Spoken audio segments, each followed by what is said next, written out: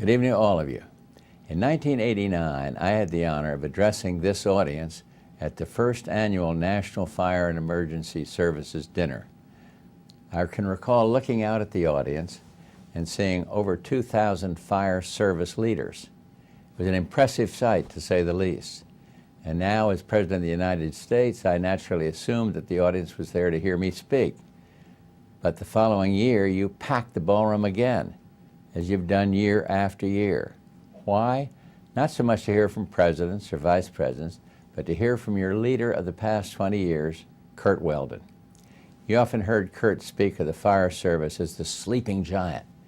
When I was president, if it appeared that I wasn't giving proper attention to your issues, I could always be assured of a phone call from Curt. I am sure the other presidents would all say the same. To his credit, the fire service was never a partisan issue. It was a personal issue, based on his own experience as a volunteer firefighter.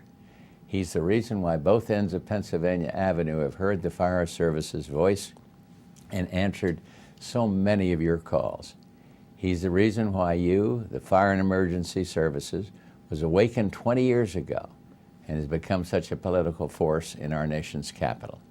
It's the goal of every political leader who is blessed with the opportunity to serve the public to leave behind a legacy that in some way makes our nation stronger, better, and safer. Curt, you've done just that through your dedication and your commitment to our nation's 1 million first responders. So on behalf of Barbara and myself, thank you for your 20 years of incredible service to this great nation, and best wishes as you begin a new chapter in your life. Thank you, and may God bless America.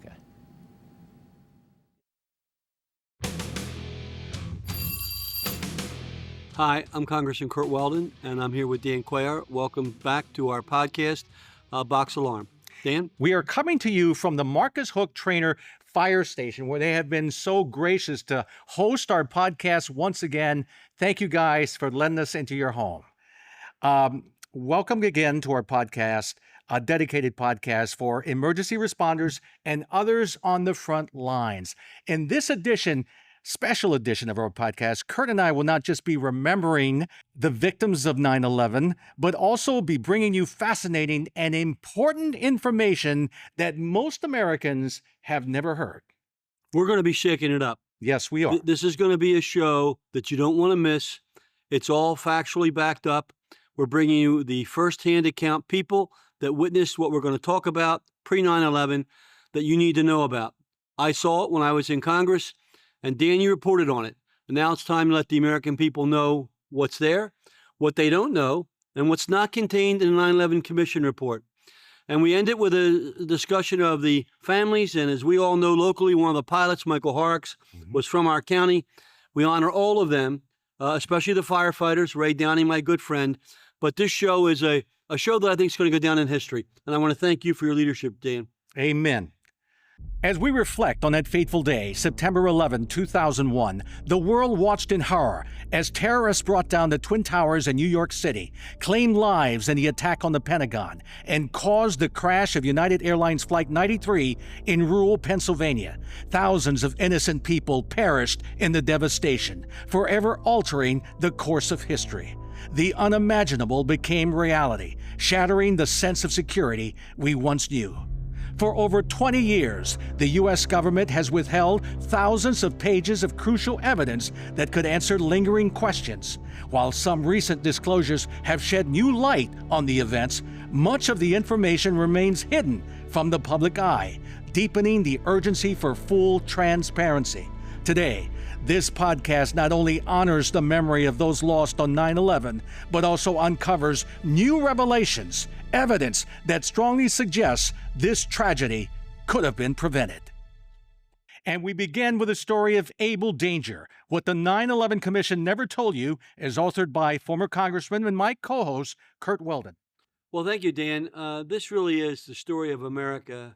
We had a brave group of decorated unsung heroes who were doing their job, working for actually the chairman of the Joint Chiefs, Hugh Shelton, in a top secret program, actually a compartmentalized program that I wasn't even aware of. I was funding it because I was chairman of the Armed Services Committee Research Subcommittee, and I was aware they were doing great things. And they were doing things that really impressed me down at Fort Belvoir. But I didn't bother getting read into the program because I didn't really need to know that until 9/11 happened. Then I got frantic calls from our next guest, a decorated, exemplary military officer, intelligence official, Lieutenant Colonel Tony Schaefer. And I got a similar frantic call from Navy officer Commander Scott Philpott, Annapolis grad, who later went on to command one of our destroyers. Then I got a call from Dr. Eileen Pricer, and each of them had the same story. They met with me individually, and they told me on 9/11 an amazing story that they'd identified Muhammad Atta as a part of the New York cell at least a year before the attack on 9/11. Wow. That they had tried to transfer the information at least 3 times. And this gentleman will tell you, because he knew the person in the FBI that had set up the meetings for him, and were denied. Yes. They were denied because of that memo that, Dan, you're going to talk about. Right. Tony Schaefer was on the cutting edge of protecting America, just as they were on the attack on the USS Cole, when we unfortunately destroyed the reputation of Kirk Lippold, who commanded the Cole and who got blamed when 18 sailors lost their lives in the port of Aden, Yemen. Tony, you know that I was working this with Jim Gilmore and the Gilmore Commission. You know that on November the 4th of 1999, I had the meeting with John Hamre and the FBI and the CIA, and I made the recommendation to establish a fusion center using your model, even though I wasn't read into what you were doing. Little did I understand then that you were doing the 9/11. And that's why on 9/11, Tony, I felt responsible personally that my good friend Ray Downey was slaughtered and the 342 other firefighters were slaughtered because you all knew what was happening and you got the word to me, and bureaucrats in our federal agency blocked it. Tony, am I right or wrong? You're absolutely right, Curt, and thank you for having me today on this important issue. We faced the early faced the deep state before we knew it was the deep state, and we did not understand at the time, Curt, that no matter how well you did, no matter how well the Gilmore Commission did, no matter how well we did, applying new technology that you helped fund to the challenge of our time, which was trying to detect and prevent Al Qaeda from striking. And you were doing it for purposes of trying to protect the first responders. We were doing it because we wanted to go kill these guys overseas, to be blunt, and be done with them. And we both were unfortunately prevented by the massive and extensive bureaucracy, the federal Leviathan. And that was unfortunate. And to carry on your point, we had recognized that the technology you funded at the Land Information Warfare Center, the IDC, the Information Dominance Center, was something we were applying to a black operation, which you mentioned, Able Danger. Nobody knew we were doing it. So, Lieutenant Curt, I would argue, Lieutenant Colonel Schaefer, what was Able Danger? Can you explain? I was to about to people? Most explain people that, don't even know, had not even heard about Able Danger. What was it? I know you were using supercomputers to mine worldwide data bases for information on a particular subject. In this case, a virtual moving picture of Al Qaeda terrorist activities in real time. Right. So, well, folks can get a pretty good description in my book on this Operation Dark Heart, which is about my time in Afghanistan. But this links to Able Danger because I disclosed the existence of Able Danger to the 9/11 Commission, Bill Zelikow, in October of 2003 while in Repeat that Afghanistan. again, Tony. So But you met with Phil Zelikow in Afghanistan. Am I wrong or right? right, in October of 2003. Right. This was the person put in charge of the commission. And you told Yes. Phil Zelikow that you were involved with the Able Danger program and information, right or wrong? Yeah. When Right. you got back to America, what did they do to your office at the intelligence agency? What happened? Well, they seized my Able Danger documents, never to be seen again, and then I was suspended from duty within a certain period of time, without explanation. And we all thought it was just over stupid stuff they were trying to blow up to get rid of me because they didn't like me. It turned out to be linked to the fact that they didn't want disclosure of the able danger information to the larger public or the larger 9/11 commissions. In fact, I think Zelikow job was to obtain and suppress the information before most of the commissioners could even see it. And So, fortunately, my colleague, Commander, then Captain Scott Philpott, went also to talk to the commission to back me up.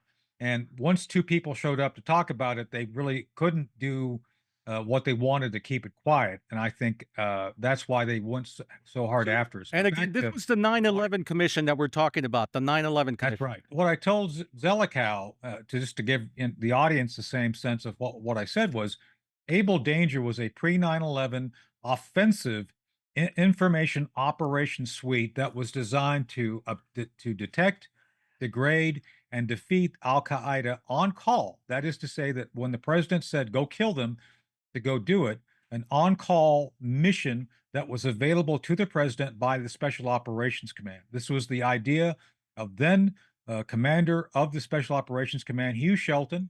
I mean, then chairman of the Joint Chiefs, Hugh Shelton, who had worked with the President Clinton's small terrorist group, which was meeting in the White House. Hugh Shelton, as chairman of the Joint Chiefs, thought this up, figured this out, and he asked General Pete Schumacher. Army General Pete Schoonmaker, who was commander of Central Command. I mean, I'm sorry, Special Operations Command, to develop it. And and this was the 1999 timeframe that we started working on this, 99 into 2000.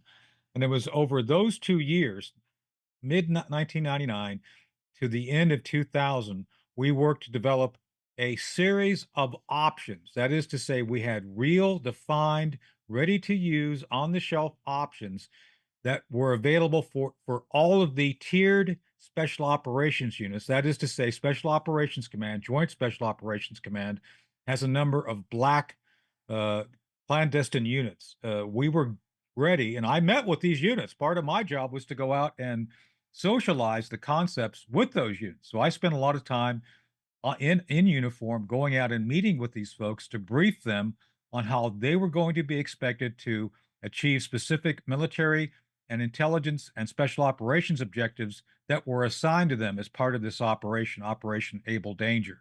And And just so so that people was it. understand, Lieutenant Colonel, these computers that comprised Able Danger were moving at the speed of light So, and well, delving let me address into that. So, data so to, deeply that it could discover yeah, relationships and associations that would escape the notice so of the yes, entire agency of intelligence analysts. right. So to get to the options, we had to develop a very effective um, set of intelligence understandings. We had to figure out how Al Qaeda was functioning globally. That had never a non-state actor had never been mapped before. So we decided to use the IDC, the Information Dominance Center, data mining technology. That's where we're using supercomputers, You're arrayed using special computers, software, all this Tony. big data.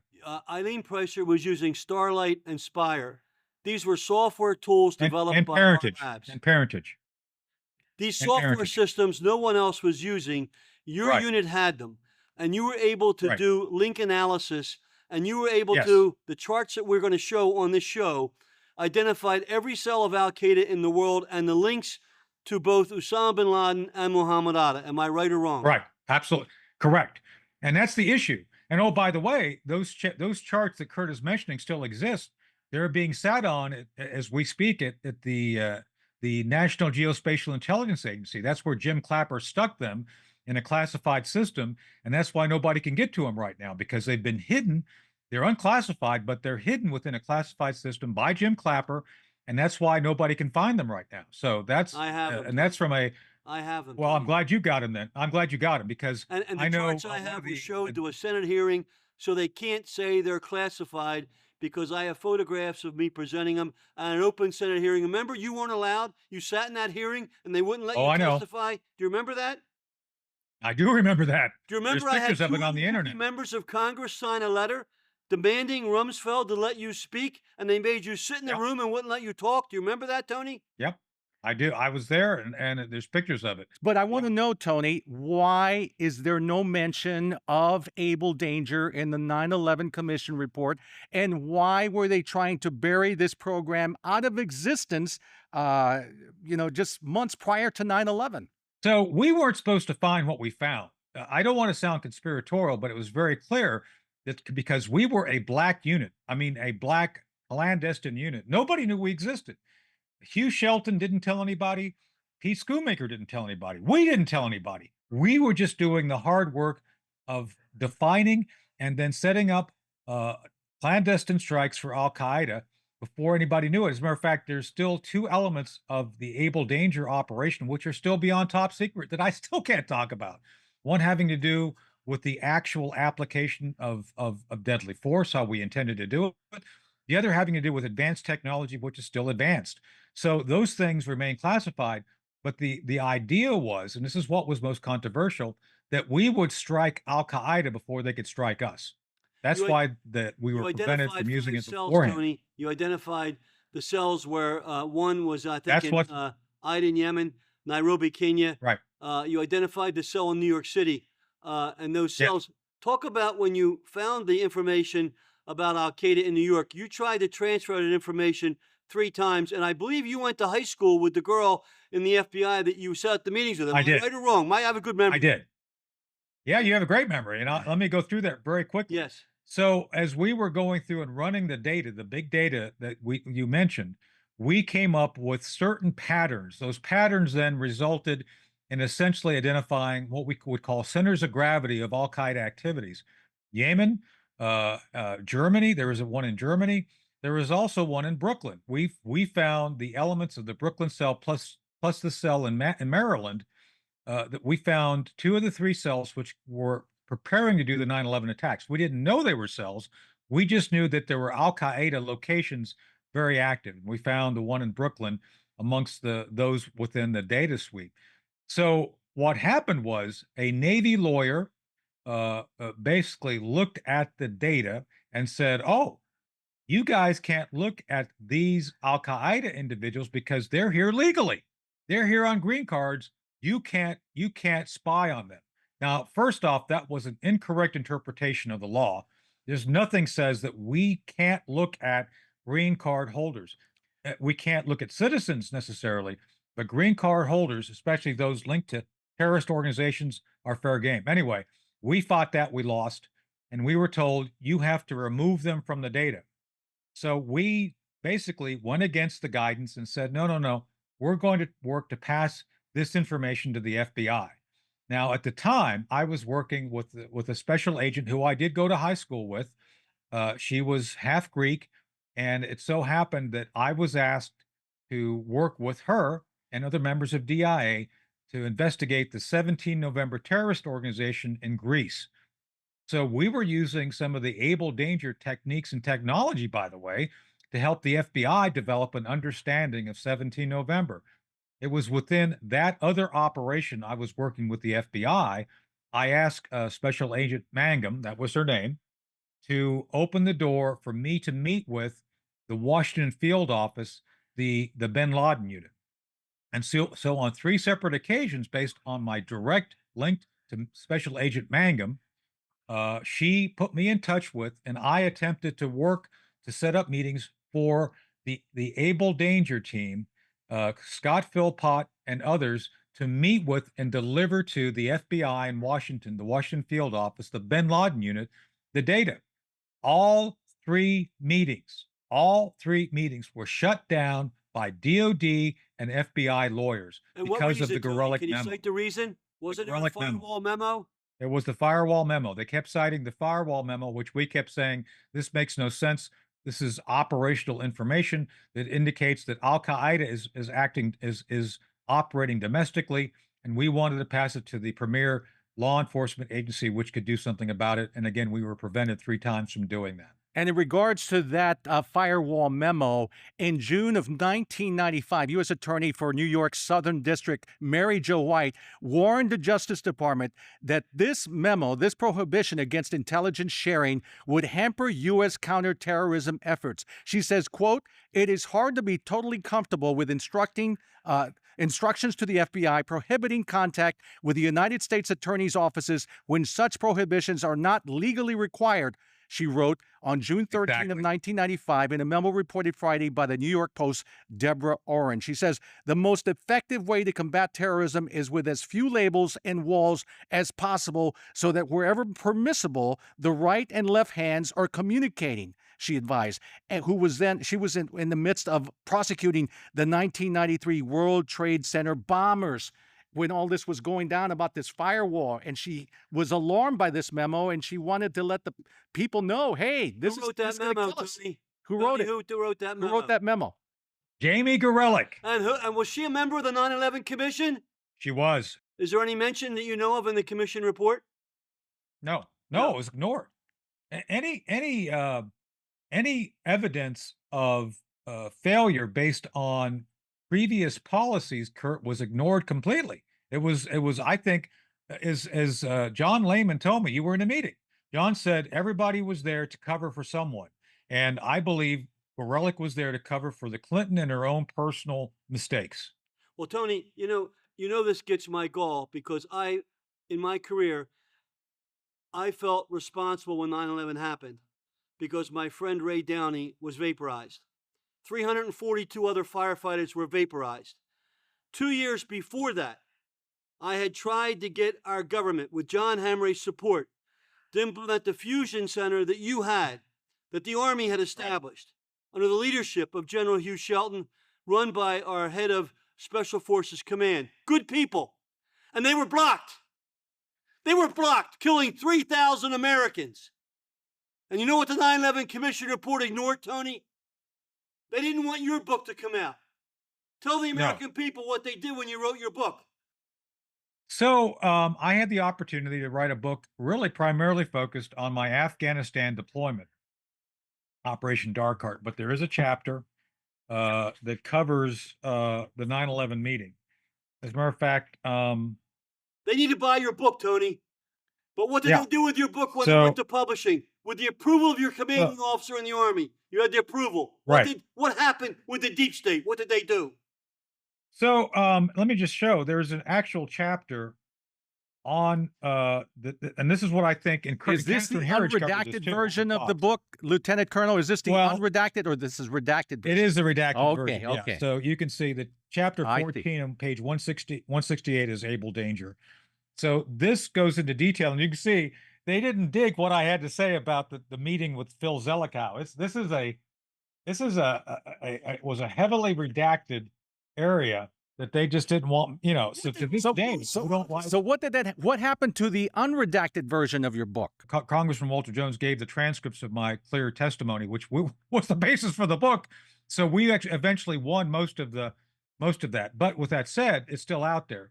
And what I said in that meeting, which the deep state didn't like, was the fact that I disclosed the existence of Able Danger. I disclosed the targets of Able Danger. I disclosed the outcome of Able Danger, finding two of the three cells, and I disclosed the fact that we were prevented from doing anything before 9/11. So those four issues became something. So what happened to your book? What happened to your book, the unredacted version?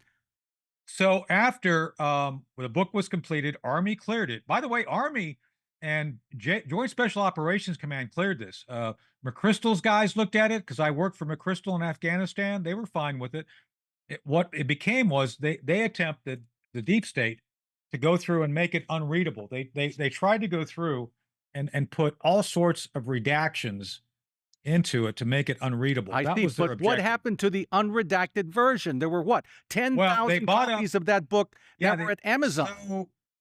So basically, because we had approval, DOD bought the first 10,000 copies and then destroyed them. The taxpayers of America spent $10,000, had their money spent, $10,000 to buy 10,000 of your books to destroy them. It was like, it was like a $60,000 purchase. It wasn't you know, they gave him a good discount, Kurt, but they still charged him. Tony, let me And do one other thing here. yeah, You were publicly reprimanded, but then we have the oh yeah, story in Horse Soldiers, right, the famous book about one of our top military special op generals, General Keith Lambert.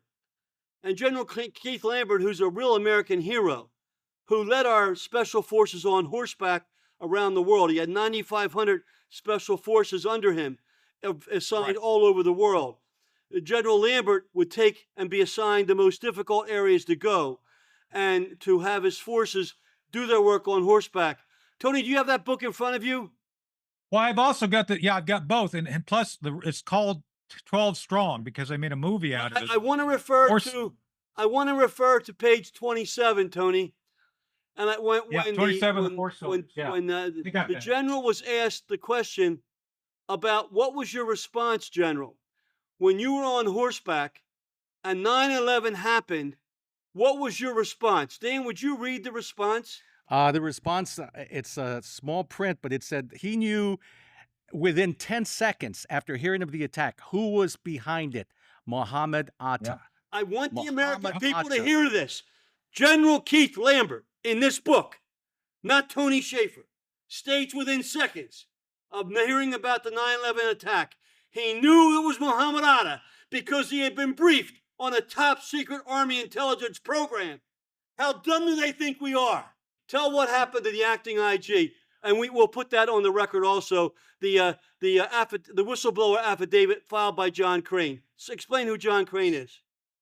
John Crane was the senior investigator of the IG team running the Able Danger investigation. John later became a whistleblower and actually turned state's evidence against the deep state because he confirmed three things. First, they knew that the chart was real and it was isolated from them. That is to say, this team who was investigating was told, we know where that document's at. Don't look at it. It's you can't do that. Secondly, when they came to a conclusion that supported me, because I had not, it wasn't just me, it was 5 other folks confirming the same thing, to include Alejandra, who actually did the data. They actually had confirmation of the data person, and they made her sound crazy because she was the one who provided the data to us. I did a 3-hour interview in my oral history that has not yet been released, but it will be released, Tony. Well, there you go. There you go. And they manipulated her statement, which he admitted to.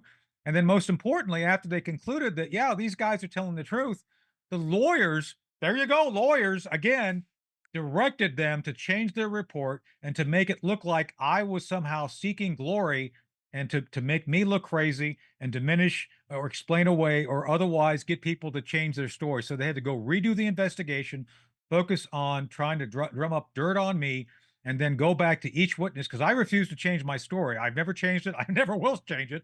And they went back then to use hostile interrogation techniques, which you don't use as part of IG investigations. They actually brought in Naval and Criminal Investigative Service, criminal investigative interrogators to trip up the other witnesses so that they would inadvertently say things to undermine their own story. That's what they did. And God bless, John Crane came out and confirmed all this. Folks across America, you're listening to what our government did. I am not going to let this die because my life has been devoted to firefighters. My friend Ray Downey, the American hero, was slaughtered at 9/11, overseeing 342 other firefighters who were slaughtered, and hundreds more who have died since. 3,000 people died, and we're going to have the spokesperson for them on next. This has got to stop. If you do something wrong in America, you're held accountable. But when the deep state does something wrong, they hide. They lie. Yep. They destroy other people. That's not what this country's all about. And if it's the last thing I do before I take my last breath, I will make sure the American people and the American firefighters do what's right on behalf of Ray Downey and the other firefighters who died at 9/11. Very quick, my son is a first responder. He's a fireman and medic in Arlington, Virginia. God bless all first responders. I'm very proud. My son has chosen to follow the path that Curt and so many others have devoted themselves to protecting the American people And so thank you all for having me today. I appreciate the time you've Thank given you. me to talk Thank about you. this. Thank you. And so it would seem that in the case of Able Danger and what happened to that program and their attempts to destroy Lieutenant Colonel Tony Schaefer, it seems that we were defeated not by Al Qaeda, but by our own bureaucrats and zealots. Lieutenant Colonel Schaefer, correct. thank you for your service and thank you for being with us today, sir. And we will be right back after this.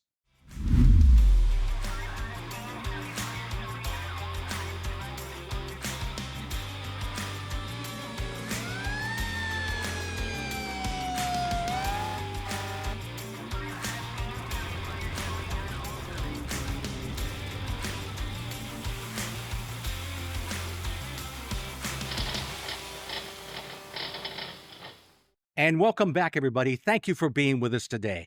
Now, before the 9/11 attacks, there had been a number of attacks on the United States of America from terrorism, beginning, Curt, as you well know, with the bombing of the World Trade Center on February 26th of 1993, in which several people were killed and about 1,000 others injured in New York. Then there was a terrorist bombing of the U.S. military barracks at Khobar Towers in Saudi Arabia, and the Al Qaeda bombings of the U.S. embassies in Nairobi, Kenya, and Tanzania on October 12, 2000, less than 1 year before the 9/11 attack on New York and Washington. There was also the bombing of the USS Cole, incapacitating a high-tech guided missile destroyer valued at $500 million, and more importantly, killing 17 U.S. sailors.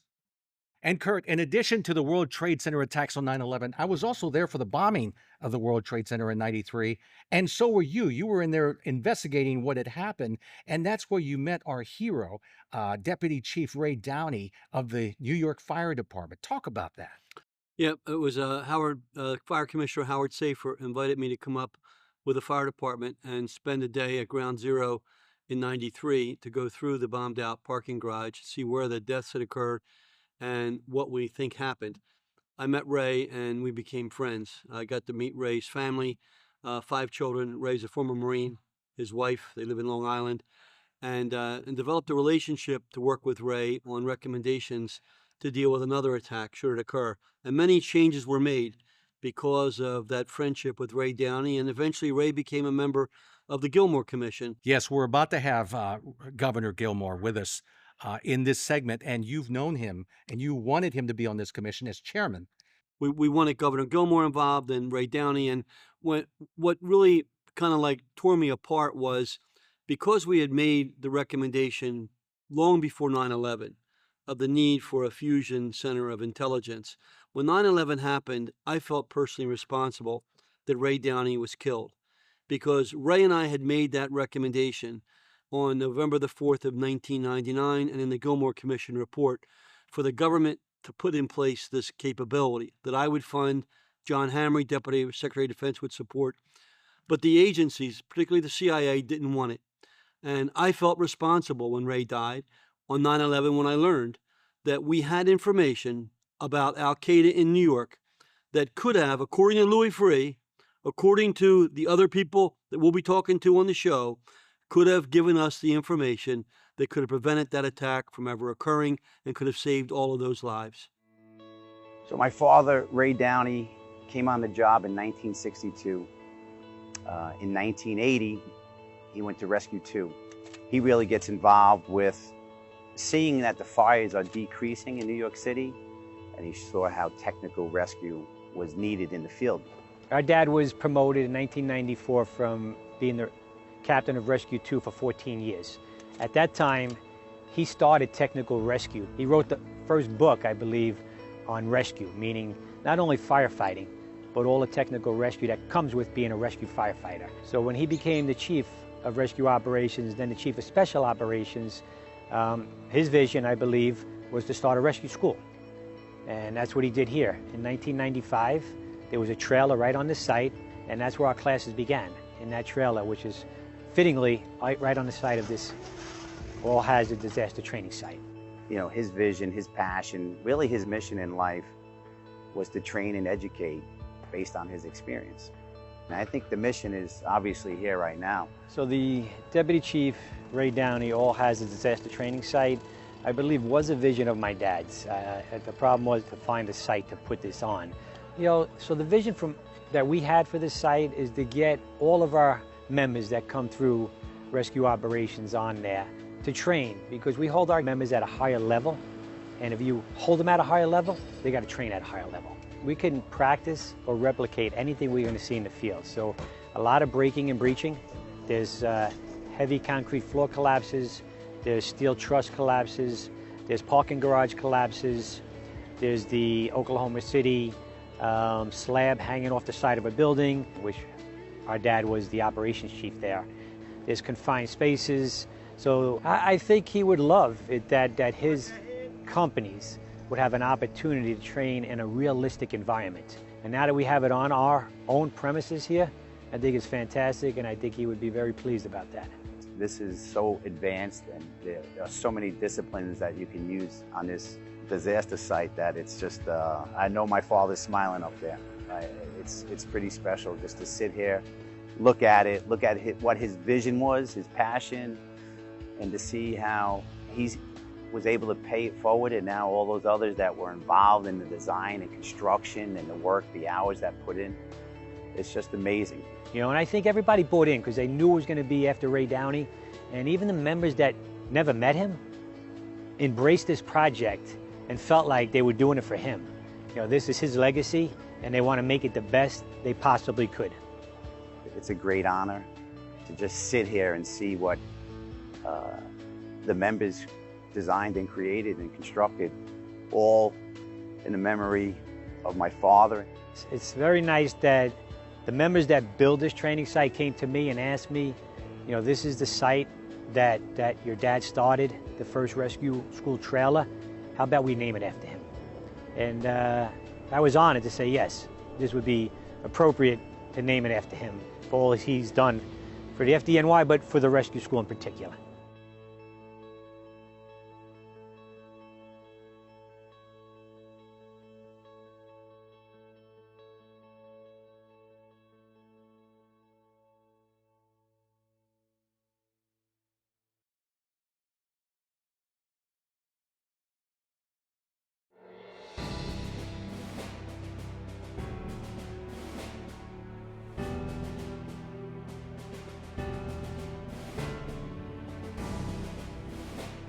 Former Virginia Governor Jim Gilmore, who served in various state offices in the state legislature.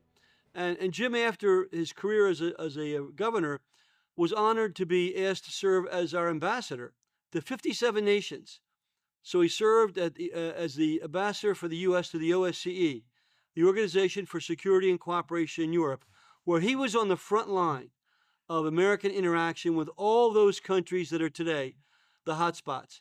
No one is more qualified, no one has more knowledge, more understanding of how our relationships with these nations impact the possibility of a disaster. So Jim chaired the commission, and two of the members of that commission were good friends of mine.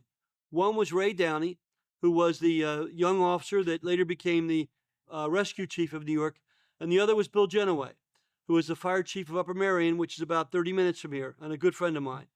And the rest is history. And Jim Gilmore wrote that history. So I think it's an honor and a good chance to let my good friend and America's good friend, Governor Jim Gilmore, Honorable Ambassador Jim Gilmore, give us a summary of, from his perspective, what the commission did. Well, Curt, thank you very much. This is Jim Gilmore, the former governor of Virginia and former chairman of the National Commission that was established by Curt Weldon's legislation. It was established and organized through the Department of Defense. Interestingly enough, it was a Democrat administration, and I was a Republican governor. But that just shows that when the nation is at threat and the nation is paramount, you take off your political hat and you put on a nonpartisan hat. I did that as chairman of the commission. I did that as United States ambassador. And I worked with both Republicans and Democrats. The commission, I would encourage your viewers to take a look at the commission reports and the summaries of the reports, which are on the RAND Corporation webpage. RAND Corporation, which is a national think tank, It's one of them.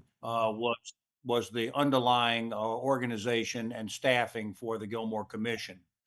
The reports can be seen there, rand.org, and you can put us in the upper right-hand corner of the search vehicle, put in Gilmore Commission, and those reports will come up. And you can take a look at the members of the commission, who were very distinguished people. They were experts in military affairs, National Guard, uh, healthcare, agriculture, especially first responders. Ray Downey, of course, was on there, and Bill Genoway.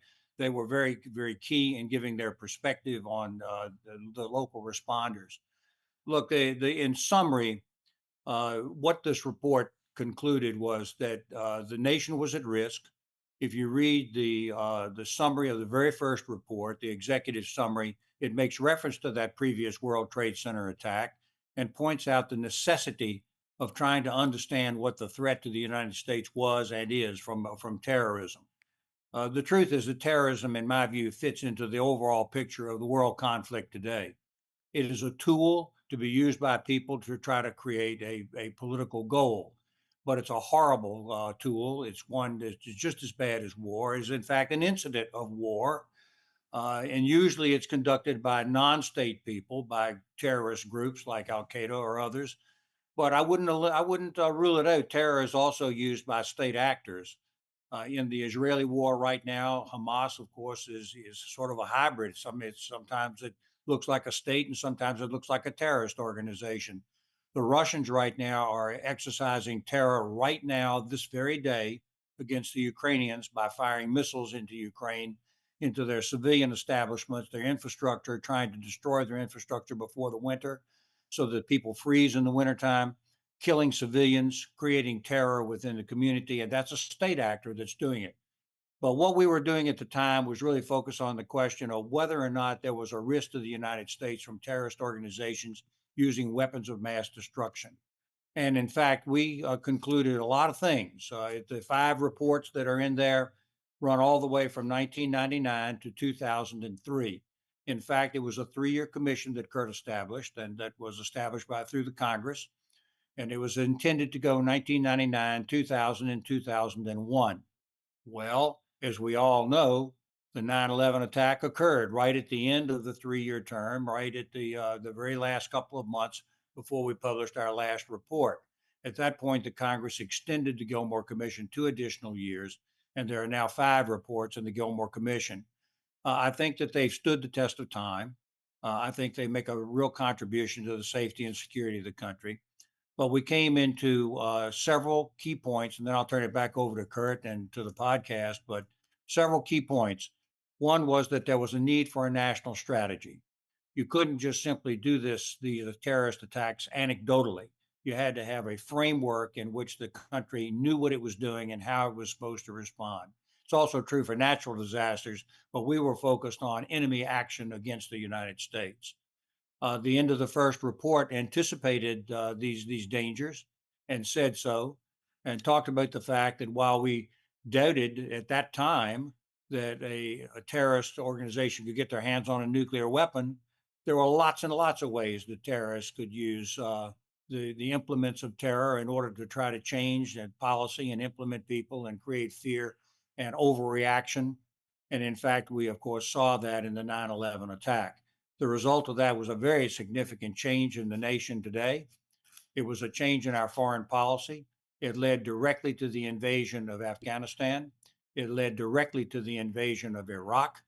It changed the entire nature of the geopolitical system, and not necessarily for the better for the United States of America, because there was no national strategy to really address that. The strategy we put forward was not immediately implemented, although many of our recommendations were implemented.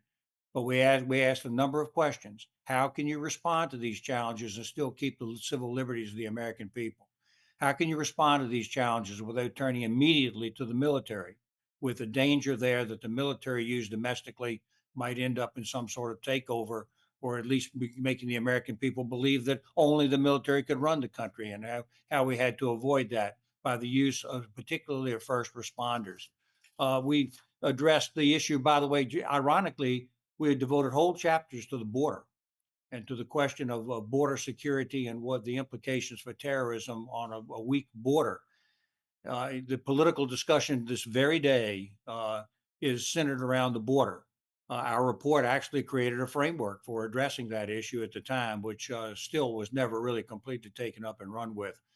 The 5 reports can be addressed. They can be looked at. They should be. But we dealt with these essential issues. But I want to end by talking about the core issue. The United States is too big, and the government is too diverse between federal and state and local to deal with terrorist incidents without a national strategy.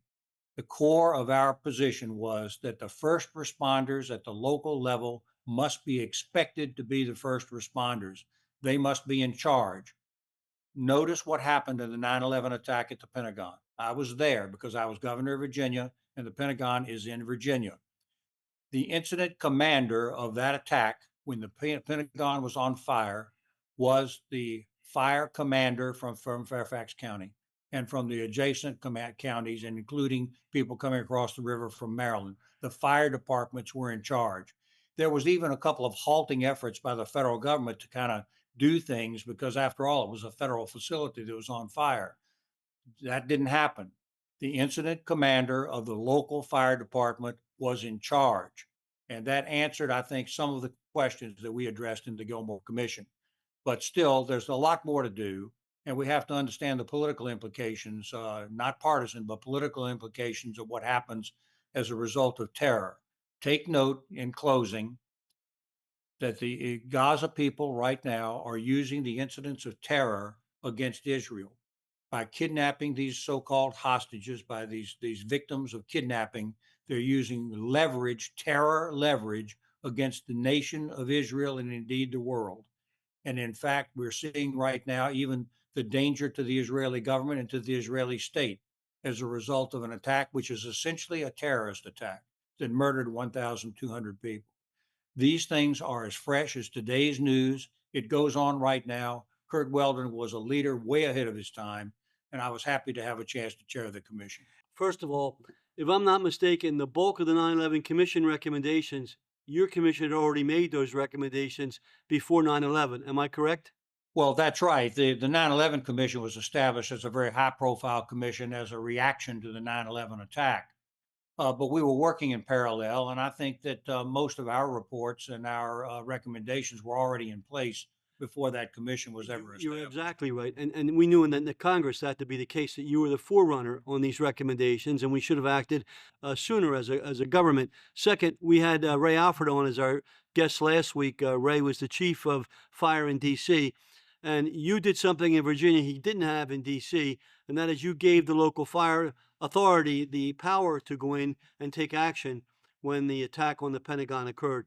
But the most important thing I want you to comment on is one of your recommendations that I discussed at length with Ray Downey, and you took it up, and it became a key hallmark of your report, was the need for a fusion system of our classified raw data. And that, you know the importance of that, because the biggest shortcoming on 9/11 was that we did not have that. But yet you made that recommendation. You were the one that formally made that to the American government and to the country prior to 9/11. Would you talk about that briefly? Yes, and just a word about Ray Downey. As your viewers probably know now, Ray Downey was on the commission, served loyally on the commission, but he was killed at the World Trade Center because he was a first responder, a dedicated fire chief that was a first responder to the World Trade Center in New York and was killed there. So this just highlights not only the role of the first responders, but the danger to the first responders and what heroes they really are when they put themselves aside. Now, with respect to the Fusion Center, yes, one of the things the commission noticed was the fact that there just wasn't, because of the way America is structured, the transmission of very much information. What you really have to have is some notice that the danger is very real and where it might be. And you really count on the CIA and you count on the FBI and law enforcement people at the national level to get that intelligence, but they won't share it with the localities. If anybody knows anything about the clearance of classified information, it is an extremely onerous process. I suppose it should be, but it raises the problem. How do you get the fire chiefs and the localities on alert that there's a danger within their community? Terrorism is by nature a surprise attack. That's what it is, and you can't be prepared for everything. But the fact is that we have to have more communication going on from the top down. And quite frankly, a lot of the local police officers, sheriffs, and fire people are going to see the problem, and they need to get that, have some vehicle to get that up to the national level. This is the way you have a unified American response. And therefore, we put together a fusion center, proposed a fusion center, where federal, state, and local people could be in there properly cleared and be aware of local and of intelligence of potential terrorist attacks. Governor, by the way, you were also an intelligence officer for the U.S. Army, which gives you an understanding of gathering intelligence. In overseeing this comprehensive investigation, your commission concluded that Al Qaeda had declared war on America. And yet, this report from the Gilmore Commission was largely ignored. What happened? Did politics get in the way? No, I just think that there are other things. America's a big country with a lot of politics, and there were other things that people had on their mind. One thing we were trying to do was we were trying to alert the people of the United States that the danger was very real, that the danger was a real threat, and that it's more complicated than just the saving of lives. It's the fact that people have to mentally be prepared so that the response will be appropriate and correct. Civil liberties won't be threatened. People's lives can be saved. The appropriate response by the appropriate people can be done. And if I have one criticism of the way we did things, I think that we just did not have enough vehicles to do public communication the way that we should have. I think Rand Corporation was not set up to do public communication. They were, in fact, I think, a little frightened of it. But the fact is that these public policy things have to be communicated very broadly to all the people of this very, very big country with all these 50 states. Jim, at the time that you were doing the commission, I was the oversight chairman for all military research on the Armed Services Committee. So my budget was about $180 billion a year for technology for the military and for the intelligence community. And the services were standing up information dominance centers. And I became aware that down at Fort Belvoir, they were at the Land Information Warfare Assessment Center. They were doing some unique innovation in data mining and link analysis. And it was unknown to the public. In fact, I didn't even get right into the program. I didn't need to. But I was enamored by the process they were using. And I tested it a couple times in the late 90s, one with John Hamre, who was Deputy Secretary of Defense and a good friend. And what they were doing is they were calling in raw data from all 33 classified systems of the federal government. The big behemoths, obviously, were the CIA and the FBI, but you had DIA, NSA, State Department, and all the other agencies that's smaller. They still have intelligence. But we could not get the government to respond. When I say government, individual agencies were parochial. And at John Hamre's suggestion, on November the 4th of 1999, after I had worked with some intel friends and had worked with your commission and particularly with Ray Downey and you made this recommendation, John Hamre suggested I convene a meeting in my office. So with John Hamre next to me, we brought in one FBI, one CIA top official, and we handed them a proposal to create what we call the NOAA, National Operation Analysis Hub, Policymaker and Warfighters Tool to deal with emerging transnational terrorist threats. And Hamre said, I'll manage it. We'll either put it at the White House or we'll put it, under one of the agencies that the administration decides. And I said, I'll get it funded. That's not a problem. And the FBI said, well, we'll go along with it. But, we could not get the CIA to go along with the idea of having a fusion center. Now, hindsight's always 20/20. But to me, that was one of the biggest fallacies. And then when 9/11 occurred, I had some of the folks that worked in that center, one of whom we're going to have as a guest on the show, frantically call me, and then they briefed me that capability had identified every Al Qaeda cell in the world a year before 9/11 happened. History always repeats itself, but I want to commend you because you were ahead of the curve. You were telling America what needed to be done. You were telling the Congress. I only wish we had taken more steps to implement the recommendations that you and people like Ray Downey made. So, Governor, we want to thank you so much for your service And we want to thank you for your time, for being with us today. Our Zoom window is coming to a close. Thank you, sir, for your contributions to America. Thank you, Jim. I'm very grateful for your leadership and for Curt's leadership. Thank you, Jim. We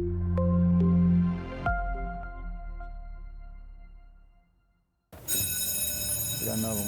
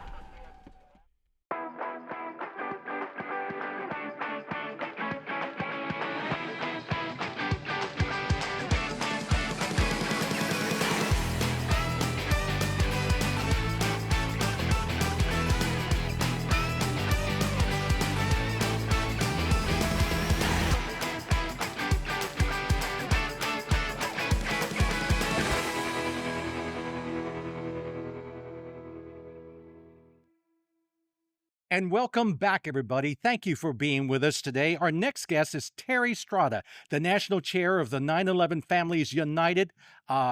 Terry, first of all, our deepest condolences on the loss of your husband during 9/11. I know your mission has been to seek justice and accountability for the murder of your husband and all those murdered and injured on 9/11 and to deter future terrorist attacks. Tell us about your mission, how it's going. Yes, thank you. So the 9/11 Families United that I head up, we are suing the Kingdom of Saudi Arabia because we believe that the civil justice system should be utilized when you're trying to hold those accountable for or those that are responsible for carrying out the attacks, for financing Al Qaeda, for financing the 19 hijackers, for giving them all of the logistical support. So that is the mission: is to hold the kingdom accountable in a U.S. court. Terry, some disturbing revelations have come to light in your efforts here within the last few weeks. Omar al-Bayoumi was seen casing of the U.S. Capitol. He was seen casing, there's video of him casing the U.S. Capitol, which we had never seen before. Talk about that. This was alarming. So this evidence was seized in his apartment in London 10 days after 9/11. So 20 some years ago, this was sent to the FBI and it has been buried all these years. And it wasn't until our representatives went over to England and asked if they could have all of the evidence on Bayoumi, and they gave it to us. So now we've seen it. And yes, it is shocking to see this video of him casing the US Capitol right in the 90-day period that Al Qaeda was choosing its targets. And who was this guy? Who was this Omar al-Bayoumi? Omar al-Bayoumi, in the beginning, we were told he was a Saudi national that was here on a student visa and he worked for a aviation company. Neither of those are true. He was a ghost employee at the aviation company, meaning he was collecting a paycheck but never going to work. And it was in 2017 that the FBI confirmed he was actually a Saudi agent. So he was actually an intelligence agent for the Kingdom of Saudi Arabia. And he was tasked to go out to California and meet the first two arriving hijackers.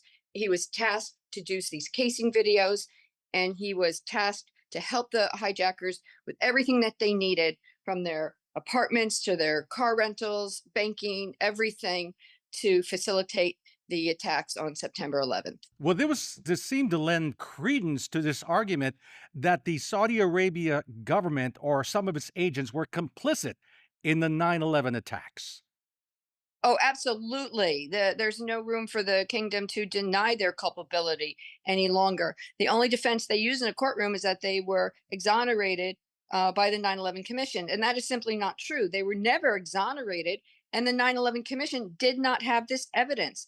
In addition to the videos of him, with the welcoming the hijackers and all of that, there's video of him with Al-Awlaki, the terrorist that was, the California bomber, underwear bomber.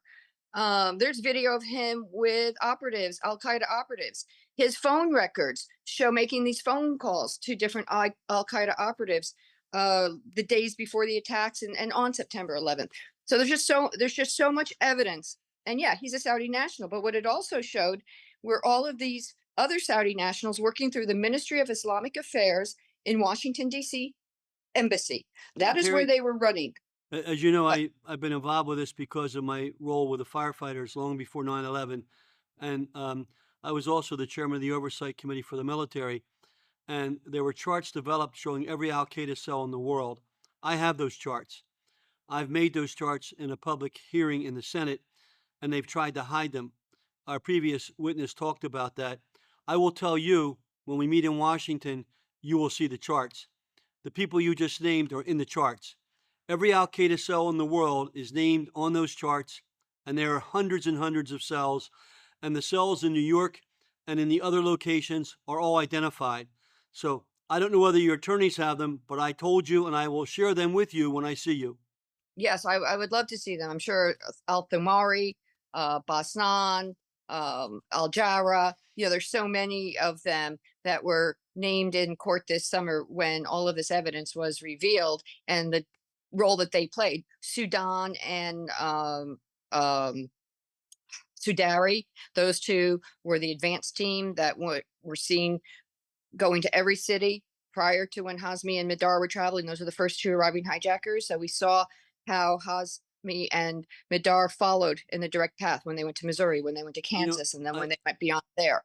So it was really incredible, this treasure trove of evidence, and more of it's coming out. The Right. phone book could be Including, released. Terry, including this new evidence includes Biomi's own handwritten line of sight calculation for navigating a plane to a target on the ground. That was Yes. damning evidence. Yes, that was damning evidence and shocking to see. And when Bayoumi was deposed, he admitted it was his handwriting. So there's no doubt that this calculation of hitting a target on the ground if you didn't have your instruments. And when they put the calculations in and they ran all of them, you can clearly see the one was to go to the U.S. Capitol. One was to hit the Twin Towers. That was, like you said, shocking. And in a courtroom, the Saudi lawyers tried to say that it was his son's homework. That was their answer. And the judge didn't buy it because he said, well, when Bayoumi was deposed, he didn't say it was his son's homework. So we're not going to believe that line of bullshit today. So where do we go now, Terry? What happens next? Right now, we are waiting for the judge to give us a decision whether or not they're going to be dismissed from the case. That is what the hearing. The Saudi Arabia government. Yes, if the Saudi Arabia government is going to be dismissed from the case. We believe we showed them enough evidence in this hearing this summer that they shouldn't be or won't be dismissed, but we don't know that answer yet. He hasn't ruled on it. So that is what we're doing. But there's also legislation in Congress, the Ensuring Justice for Victims of Terrorism Act, that needs to be enacted and passed to ensure that JASTA, the Justice Against Sponsors of Terrorism Act, that they enacted in 2016, that the law is applied correctly where aiding and abetting is concerned. This is what the Saudis fear the most. They are in DC fighting it. That should set the alarms off for everybody when the Saudis are fighting legislation and going into offices and asking them to not support the bill because they cannot run and hide any longer if this bill is enacted. So we need everybody listening today to get involved and push what you're talking about here. Yes, absolutely. It's 911familiesunited.org. That's my website. And you just scroll down, put your name and your zip code, and it'll go to your representatives, your senators, and it will go into the Judiciary Committee chairman's offices, because that is where the bill is being stalled right now in both the House and the Senate. But it has broad bipartisan support. Mm-hmm. So once they get it out of committee, then it can move forward. But that's where it's held up right now. Terry, I didn't mention this to you before, but another reason why I got so involved is one of the pilots of one of the planes that was hijacked. It was from my district. He lived in Lenai Heights, and in fact, we built a playground at his kid's school, the elementary school in Glen Mills, to honor him. And his wife, who I still keep in touch with, is one of your family members. I think it's important that we're talking about ordinary people here. He was a Westchester graduate, went in the military, and unfortunately, his plane was hijacked with him as the pilot into one of the towers. Talk about your Oh, husband. is it He was Victor working. Saraceni? I'm sorry, Is it Victor Saraceni? from Pennsylvania. Yeah. Talk about your husband and what he was doing at 9/11.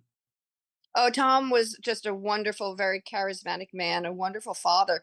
We had just brought our third child home. So I had three kids at home that day. They were 7, 4, and 4 days old.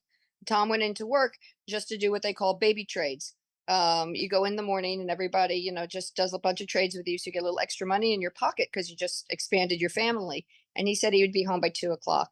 But at 8, maybe, I don't know, 8:48, he called immediately after the plane hit his tower. He was in the North Tower. It was the first airplane to strike the in the World Trade Center. And wasn't on television yet when he made the phone call. And I call it both a blessing and a curse. A blessing for him that he reached me, but a curse for me because I've lived now that I was brought into the horror of the 104th floor of the North Tower in that inferno. And it was absolutely terrifying.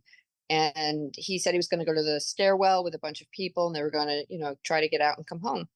But there were no stairwells left in the North Tower. They were trapped and they had no way of getting out. Terry, we're so deeply saddened by what happened to your husband. What drives you now? What keeps you going to keep fighting for this cause? Oh, definitely the love that I had for him because he didn't deserve what happened to him. And the love I have for my children. They didn't deserve to have their father ripped away from them like they did.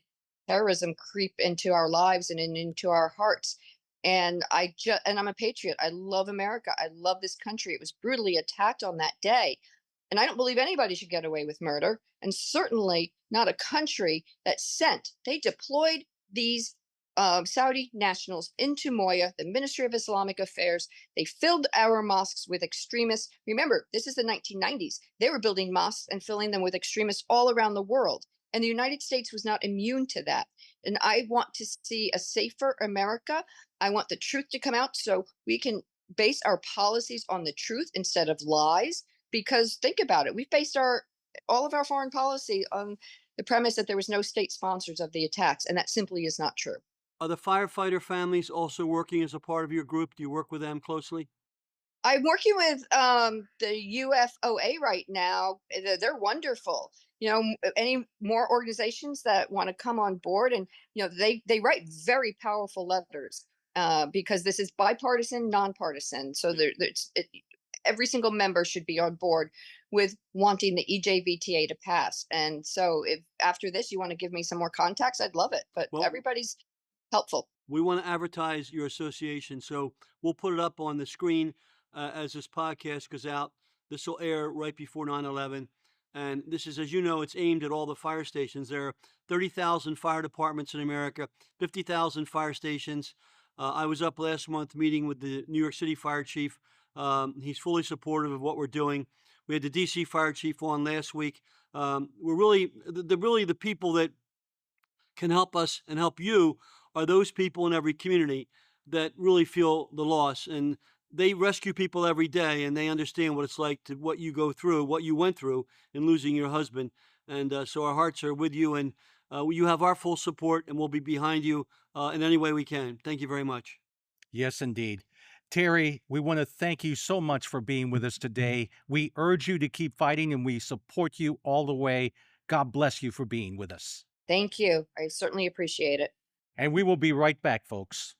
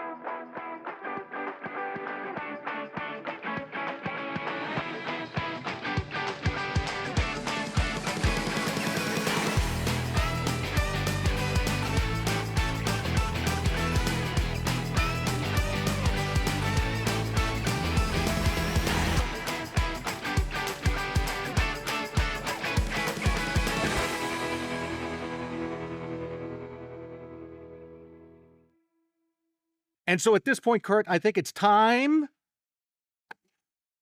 The Dumbass Award. Dan, you know why this box is here. I served in Congress 20 years, and I really raised Cain that the buildings we were working in there were in violation of every fire and building code in America. Here were the leaders of America telling the rest of the world to have sprinklers and alarm systems, and none of that was in the buildings. So the first show, we gave the Dumbass Award to the members of Congress and the administration who wouldn't even let the fire chief from D.C. pre-plan the buildings. I know. So today we're going to give some more dumbass. Here we go. We're going to give a dumbass award to those bureaucrats that wanted to hide what Colonel Tony Shaffer was saying. So they used your taxpayer money, and they bought all 10,000 copies of this book and destroyed it. The unredacted version of this book. So you wouldn't know what the truth is about what Tony Shaffer, the hero of our intelligence services, was telling you about pre-9/11 intelligence. That's the first dumbass award. We have another one. The second dumbass award. The second dumbass award today is basically for the people that did not include in the 9/11 Commission report anything about the comments and the findings of our illustrious General Keith Lambert when he talked about what he thought when 9/11 happened. Here's a commander on horseback, and he was asked, what were your feelings? And he said within seconds of the attack, he knew who had done it, and he knew it was Muhammad Atta. Why is that not in the 9/11 Commission report? Why is there no mention of that? Good Why question. is it in a book Good where question. you can buy it and read it? So the people who control the 9/11 Commission deserve a dumbass award for hiding the facts of this general. And so we have another one. second dumbass award. And the third dumbass award is the broader award for hiding able danger. We had a special unit convened by the chairman of our Joint Chiefs of Staff, General Hugh Shelton, run by the head of our Special Forces Command. They were doing great work, about 20 professionals. They were using cutting-edge software. I was funding it as the chairman of the Oversight Committee, but I didn't ask to be read into it. I trusted that our military was doing cutting-edge work until 9/11 happened. I used the process to try to convince in 1999 our government to establish a fusion center like what was happening with the Army. The CIA said we don't need it. On 9/11, they came into my office with the charts. 3,000 people were dead. My friend Ray Downey was dead. 343 firefighters were dead. Because we did not deploy what was recommended 2 years earlier, because we allowed agency bureaucrats to tell us it wasn't necessary. So the ultimate dumbass award goes to those bureaucrats. Next box alarm.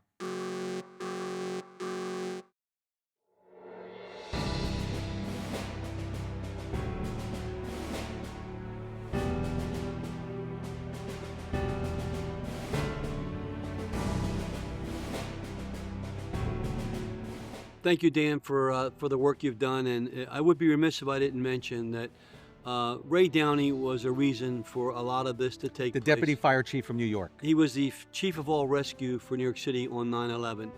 And Ray had become a good friend of mine. And it was such a loss to the country, to the fire department, and me, that when 9/11 happened and I went up there and saw Ray's sons, who are both in the fire department, I asked if they would come down to our county. We're probably the only county in America that invited the Downey family to come.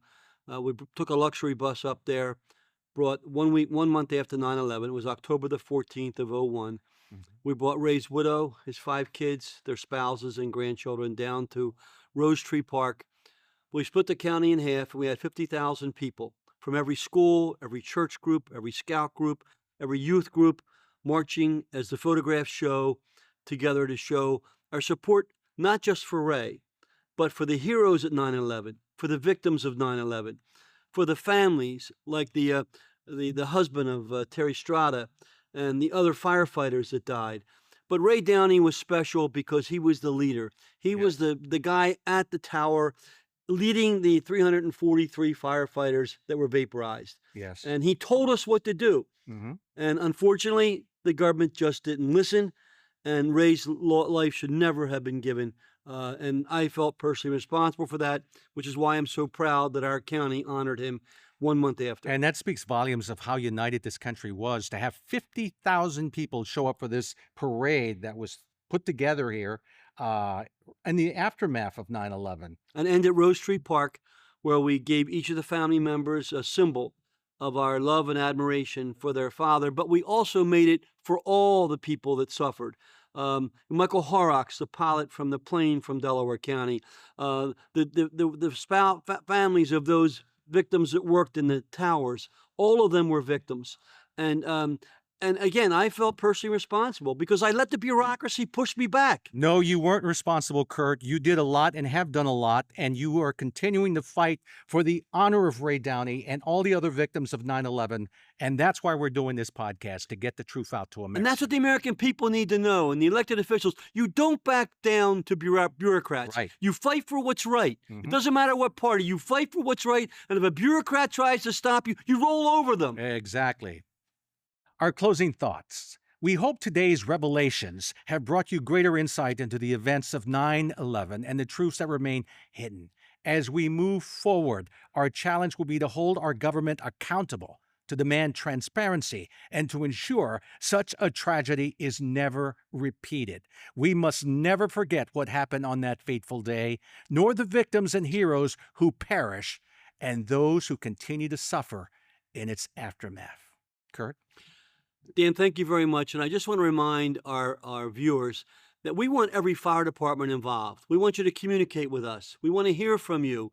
We want you to write to us. We want your families to write to us. We want to honor those people that are helping you, those schools that you're working with, those businesses helping you. We want to recognize those government bureaucrats that are doing bad things. We'll give them a dumbass award if they're not helping you and assisting you. But in the end, we want to make this an interactive process to strengthen the support for the people that make America strong. And the people that make America strong are the men and women of the fire service. And so we welcome your comments. Go to youtube.com/BoxAlarm. Give us your thoughts. Give us your sentiments, negative or positive. We want to hear it all. Just let us know how you're feeling. And our next show, we're going to Yes. do education. We're going to show communities how we can get young people involved in a positive way in working with their fire department. And then the following show, we're going to do technology. We're going to show the latest technology that will blow your mind, what we can do to change the disaster paradigm, to begin to predict and prevent disasters and save the lives of those people that protect us every day. Looking forward to that. Thank you for joining us in remembering, reflecting, and speaking the truth in this edition of Box Alarm, Awakening America. Thank you for being with us. God bless America.